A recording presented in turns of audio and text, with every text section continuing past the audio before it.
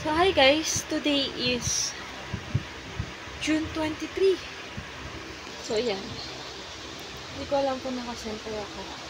Tapos, etong buhok ko, hindi ko alam kung kita nyo, no? Na may paglabago. Pero bukas pa natin yung malalaman. O kaya kapag natuyo. Diba? So, ayan. Bagong kupit tayo, guys, no? Para iwas stress. At almost 2 or 3 weeks na guys nung last na nag-update ako sa inyo na hindi na ako manager. So ngayon tanggap ko na, diba? Kasi ipipilit ko yung sarili ko para saan, bakit, diba? Di kung dito ako nailagay sa pwesto ko, okay na rin. Ang importante, meron pa akong sinasahod. Andito pa rin yung allowance ko. So, yun yung update guys. Then, today, ayan, umatin tayo ng binyag. So, hindi naman ako ninang doon. And, hindi rin ako invitado. So, huwag ako mag-expect ng todo. Bakit ako sumama? Kasi, alam ko, after nun, may lakad kami ng jowa ko. Sige, given yon na may inuman. Pero kasi, sabi naman ako sa kanya na, alis tayo nun. Tapos, kasi bukas may pasok siya, ako wala. So, ito lang yung araw na wala siya pasok. So, yun. Ending. Mas pinili pa rin yung bote. Mas pinili yung kainuman niya. Given na bukas, mansa rin namin. Mansa rin namin. Bukas, may pasok siya. Ngayong araw lang wala. So, sana ngayon, sana kami aalis. Wala. Mas pinili yun. Yan yung kinasasama ng loob ko sa kanya minsan na minsan ko na lang siya makasama. May kaagaw pa ako. Malinaw naman din yun yung usapan namin. Pagkatapos, nag-aalis kami. Wala eh. Sakit pa. Hinayaan ako umuwi mag-isa. Mag-isaan ako saan doon sa lugar na yun. Ang hirap-hirap na sa ayan. Alam niyo yun. Yung napaka-layo nung nilakad ko. Tapos siya bumalik doon para lang uminom. Magaling. Diba? Kinasasama ng loob ko. Yung minsan mo na lang makasama. Yun pa yung gagawin. Malinaw na may usapan namin. Tapos hawak mo na yung bote. Nakakalimutan mo na lahat ng mga pinag-usapan. Kalimutan mo na lahat ng plano. Never akong pinili. Never akong inuna. Kaya huwag yung sasabihin sa akin, bakit wala naman na, paano wala akong oras ko? Paano wala akong ganito? 7 days ang meron sa loob ng isang linggo. 1 week may pasok.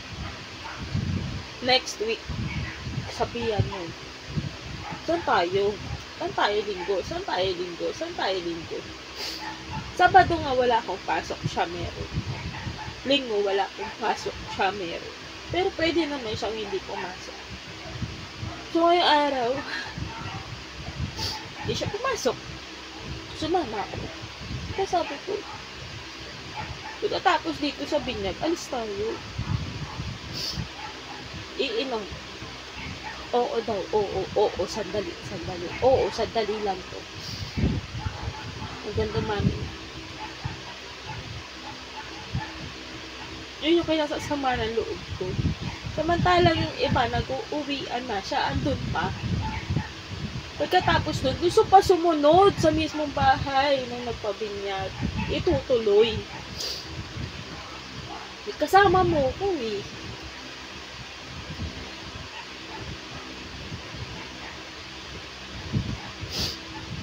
Yun yung kinaiinis ko.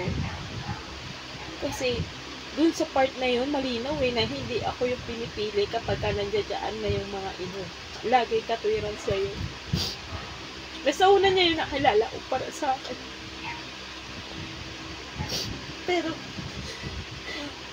habang pupunta kami ron, kinakausap ko siya. Tsaka bago kami pumunta ron, kinakausap ko siya, saan tayo sa linggo. Pagkatapos doon, alis kami. Asa na? Sabi na, naglalakad ako sa kalsada, umiiyak, putang ina mo.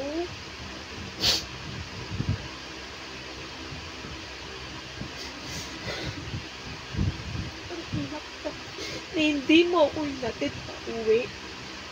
Nagkasama tayo pumunta. At sasabihin mo, hatid ko lang ito pa uwi, babalik ako. Pinangakuan mo ako eh. Pangit mo ka usap.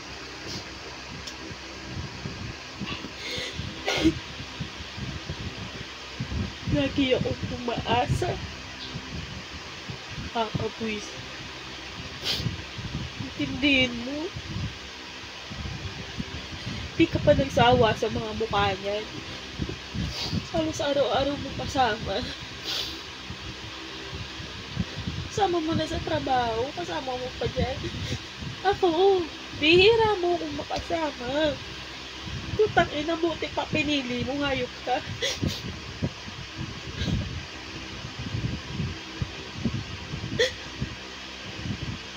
Ang bilis niya makalimot.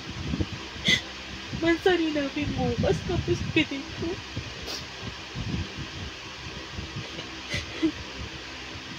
Gusto ko sana mag-celebrate ngayong araw pagkatapos ng bigyan. Dahil ko bukas papasok siya. Hindi ko na naman siya makakasama. Hindi kami makaka-address. Yun lang yun eh. Yun lang yung araw na to. Kaya sumisingit ako eh. Pero malayo pa lang yun. Ako na ang nakaplano to. Eh hindi ko naman alam eh. Yan ako invitation ganito bla bla bla. Tinuloy. Ninong ka eh. Nasa kainan na kami. May inom. Sandali lang to. Kaalis tayo ah. Oo. Alam din nila, alis kami. Alis pala kayo. Tapos ngayon, pumwesto na ako sa pinto. Babalik siya. Iiwan ako. Ina mo, papakita mo ka mo sa akin, sasapukin kita. Hayop ka. Kang ina mo. Mansari, ito regalo mo sa akin. Hayop ka.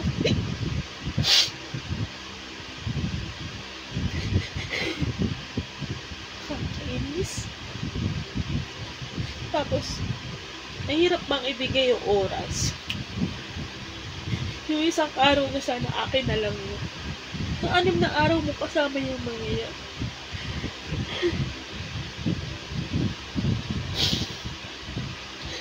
Talaga sumunod pa siya sa bahay.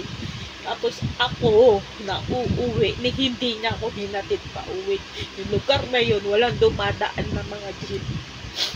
Tangay na mo, gano'ng kalayo yung nilakad ko.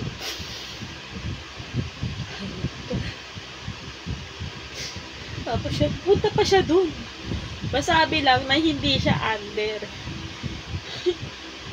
Bakit mas nakikinig ka sa sumisulol? Kasi sabihin mo, madrama ako. Okay.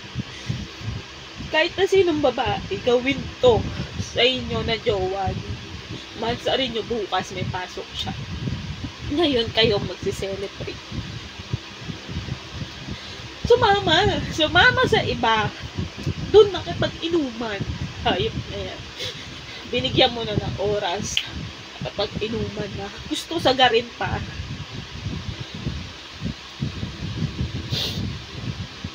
Nakakainis. Ito lang ang sisira sa amin. Hindi mo masabihan.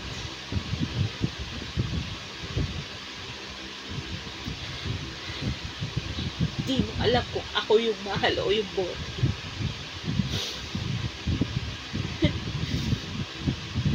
Ito mo, hinayos ko to. Ang ina mo, mukha pa to.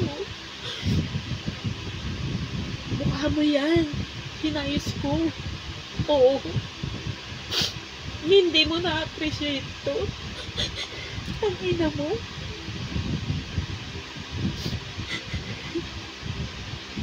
Ang ina mo. Hayop ka.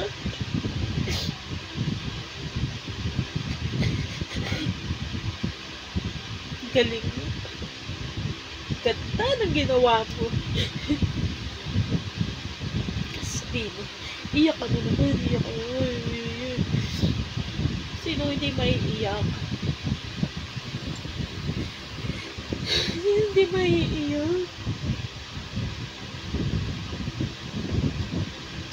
Malayo pa lang eh. Kaya tulong ka na, sa tayo. Di ko pa alam. Pinakayo ko sa lahat yung malayo pa lang, wala pa plano. Tapos doon pa lang magpaplano sa mismong araw na yun. O ngayon, natapat. Ninong ka.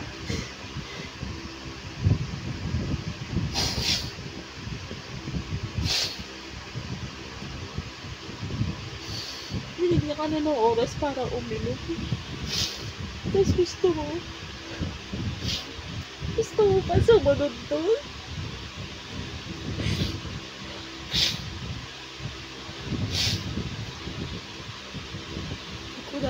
Wala ka sa buhay mo.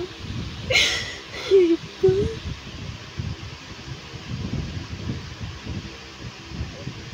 Ganda ng regalo mo. Pagpakalango ka dyan, pusin mo lahat ng bote, lununin mo lahat.